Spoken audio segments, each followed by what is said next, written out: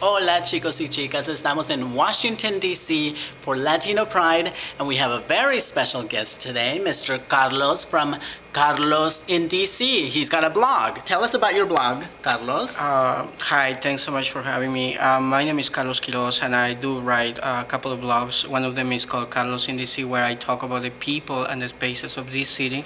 But I also focus on LGBT issues because they involve me as a gay man. I like to share my personal opinions and also share the opinions of others who I get to meet. And it's a very fascinating work. It's very exhausting but rewarding in the sense that you can make a difference by spreading news and opinions that otherwise would not make it perhaps to the corporate media, but because we all have the power of sharing our ideas through the internet, we can make a difference. Carlos, I have found that the Latino community is often neglected by the press here in Washington, D.C. Who would be going to Carlos in D.C.? Are these Latinos who live here in D.C., or do you feel that you're reaching out to Latin America, letting them know, like, okay, the Latinos are speaking up in D.C., we have a voice? Who are the people logging in? Actually, my blog is written in English, which is my second language. I'm an immigrant originally from Peru. I also have another blog in Spanish, but when it comes to LGBT issues and topics, I write mostly in English because, like you said, I want to have a voice of someone who is considered a Latino person in this country and share the news about our community. Now, why is the corporate media not covering our events and voices? I think that has to do with the whole mentality of many times that corporate media today is about selling news, and whatever sells the most is going to be covered. And another reason is because many times the immigrant community focus on the Spanish language media. So there is a big difference, and I think it can be overcome and depending on the people's demand. If you go to New York City, where you guys are from, a lot of the Latino community are English speaking. So therefore, you have more media covering that community. So I hope that's going to change with the future. We have a new generation of children of immigrants who are bilingual or mostly English speakers. So I think that's going to change the panorama of the media when it comes to Latino issues. Now, what kind of issues do you guys discuss? Is it more political or entertainment or a mix of everything? What do you guys cover? Okay, basically my blog is a personal blog, but the content that I produce, I share it with other gay blogs around the country. There's an email list among people who are involved in media, independent media, and we exchange information. Sometimes I post it and other blogs talk about it. Sometimes the content that I write creates content for other media to continue. It's a process, it's to spread the word about whatever.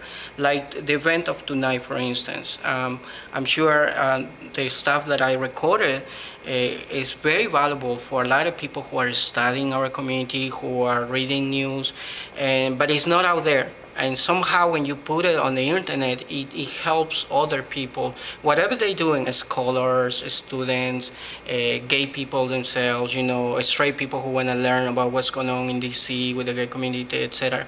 So it's an open work, an open book for anyone. Carlos, I want to ask you about an event that I attended here in DC. You're from Peru? Do you cover events that would focus on the Mexican culture or Colombia? Yes, I mean, I try not to focus on the Peruvian community because I think that's a little bit of a limitation that sometimes we have.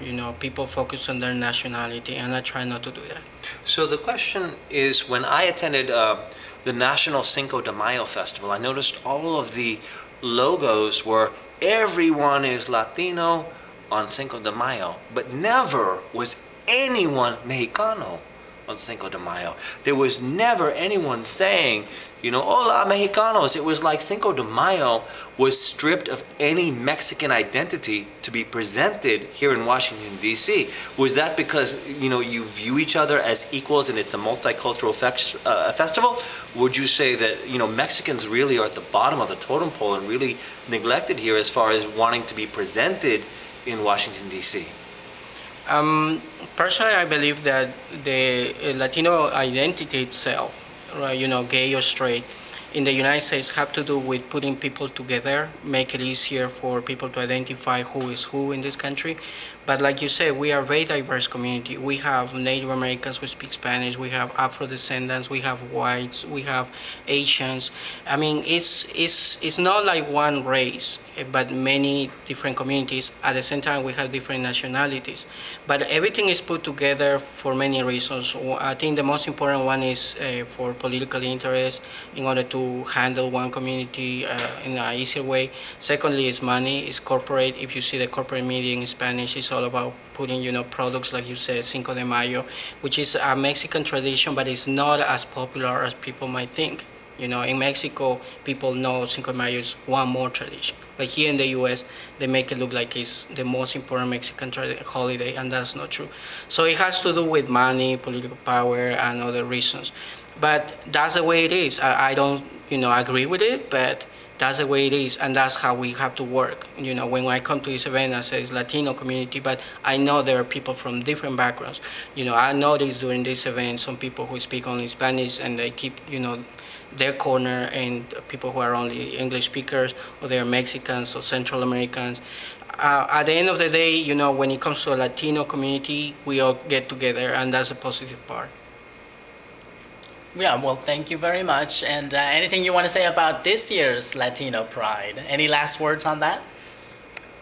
It looks like it's being better organized, and it looks like it's heading towards something bigger. As like I said earlier, there is a new generation of Latinos growing up in this country who are very open about their sexuality. So I think this is going to grow up. In DC, eventually it's going to have a bigger Latino Gay Pride.